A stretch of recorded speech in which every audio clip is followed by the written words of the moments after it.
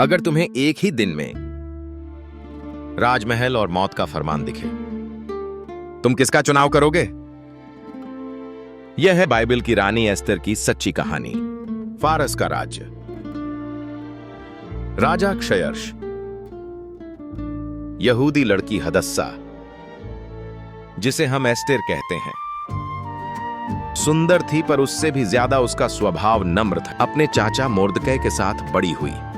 माता पिता नहीं थे। परमेश्वर ने उसी अकेली लड़की को पूरी कौम, राजा ने उसे रानी बनाया। किस्मत नहीं, ईश्वरीय योजना। फिर हामान उठा, राजा के बाद सबसे बड़ा अधिकारी। अभिमानी मोर्दकै ने उसके आगे न झुकना चुना। हामान भड़क उठा। केवल मोर्दकै नहीं, मुहर लगी हुई आज्ञा निकली। दिन तय हो गया। हर प्रांत में हाहाकार। मोर्दकै ने एस्तर को संदेश भेजा, सोच मत कि तू महल में सुरक्षित रहेगी। कौन जानता क्या तू ऐसे ही समय के लिए राजसी पद पर नहीं पहुंच। एस्तर डर गई, क्योंकि बिना बुलाए राजदरबार जाना मौत का जोखिम था। फिर भी उसने कहा, अपने लोगों को कहो 3 दिन उपवास करें। मैं भी अपने दासियों के साथ उपवास करूंगी।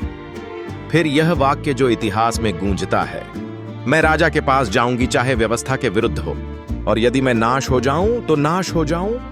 3 दिन की प्रार्थना, 3 दिन का उपवास। फिर वह राजसी वस्त्र पहनकर सिंहासन हाल की ओर चली। राजा ने उसे देखा, कृपा पाई।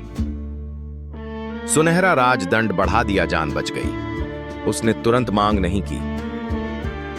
2 भोज रखे समय का इंतजार किया। दूसरे भोज में कहा, अगर मुझे अनुग्रह पाला तो मेरी जान मुझे बख्श और मेरी प्रजा को भी। राजा चौंका, किसने यह योजना बनाई? एस्तेर ने कहा, यह दुष्ट हामान। राजा क्रोधित। हामान उसी फांसी पर लटकाया गया। फिर नया फरमान निकला, यहूदी अपने बचाव के लिए। उस दिन वे विजयी हुए। आज भी यहूदियों का पर्व पुरिम याद दिलाता है। परमेश्वर लोगों के नाम न लेते हुए भी पर्दे के पीछे। जब तुझे लगे तेरी आवाज छोटी है, तू कमजोर है, याद रख, एस्तेर भी एक अनाथ लड़की थी, पर जब उसने डर पर नहीं परमेश्वर पर भरोसा चुना, तू जहां रखा गया है वही तुम्हारी ईश्वरीय असाइनमेंट है। वहीं खड़े हो, सच बोलो, उपवास, और क्योंकि वही परमेश्वर जो शूषण के महल में चुपचाप, आज भी तेरे शहर, तेरे घर, तेरे संकट में चुप